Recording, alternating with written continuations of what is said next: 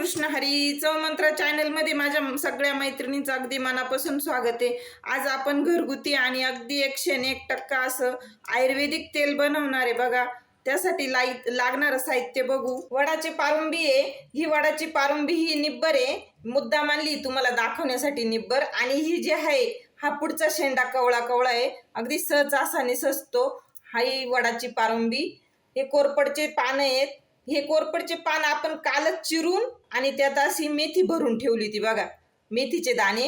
हे 2 पानं असे भरून ठेवले होते, ते त्याचा गर काढून घेणार आहे आपण। आणि हे ताजं अख्खं कोरपडचं पान आहे। कढीपत्ता, वाळलेले गुलाबचे फुलं, हे जास्वंदीचे फुलं, ही कलोंजी म्हणजे कांद्याचं बी, मेथ्या, ही आवळा पावडर।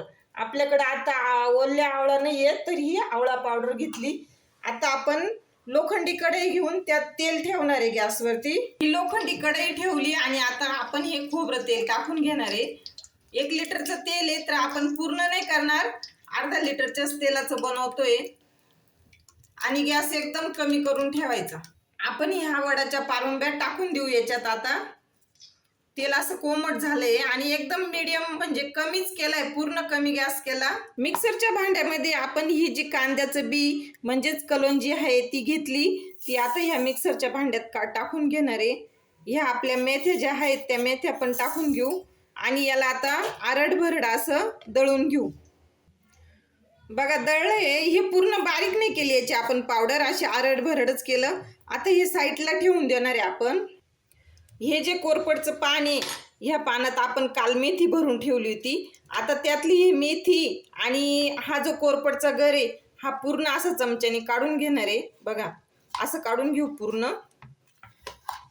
मेथी आणि कोरपड ही आपल्या केसांसाठी इतकं खूप म्हणजे खूपच आयुर्वेदिक आणि खूप चांगले आहे। कोणतंही एक आपण ह्या तेलामध्ये केमिकल वापरणार नाही। पूर्ण गर काढून घेतला आपण ह्या चमच्यानी। आता हे जे पानं वरचे फोतरे आहेत हे आपण साईडला टाकून देऊ आणि हा गर आपल्या ह्या ज्या मिक्सरच्या भांड्यामध्ये आपण अगोदर दळलंय त्यातच हे टाकून घेणार आहे परत आणि मिक्सरमधून थोडं फिरवून घेणार आहे। तुम्ही चॅनलला एक लाईक आणि एक सबस्क्राईब नक्की करा। आता हे आपण मिक्सरमधून बारीक करून घेऊ थोडं कमी गॅसवर। ह्या आपल्या वडाच्या पारुंब्या होऊ राहिल्या, त्यातच आपण आता हे आपण बनवलं जे आहे ते ही प्युरी टाकून घेऊ आणि गॅस कमीच राहू द्यायचा। वेळ लागतो याला बनवायला, पण कमी गॅसवरच करणार आहे। आता हे पूर्ण एकजीव करून घेणार आहे, परत आपण चांगलं मिक्स करून घेऊ। तेल कसं उकळतंय बघा, कमी गॅसवरच छान होऊ राहिलं। आता हे मोठा गॅस जर केला तर ते उतूही जातं आणि जे आहे मधले ते एक जीव होत नाही, ते पूर्ण असं कमी गॅसवरच होऊ देऊ। छान उकळू राहिलं बघा, कसं मस्त उकळतंय। आता 8 ते 7 मिनिटं झाले, 7 ते 8 मिनिटं। आपण याच्यात हा कढीपत्ता घालून घेणार आहे। हा आपला कढीपत्ता आहे, आपण देठांसहित टाकून घेऊ आणि तेल उतू जाण्याची शक्यता असते आपल्याला। हे जे आहे हे आपण हलवतच राहणार आहे असं, जेणेकरून हे फेसळलेलं बाहेर नको यायला। हा कढीपत्ता टाकून दिला आणि एकदम कमी गॅस करून ठेवला, याचा गॅस वाढू नाही द्यायचा। कलर आहे कसं खोबरं तेल कसं असतं आणि आता हे तेल कसं झालंय, अजून भरपूर वस्तू बाकी टाकायच्या।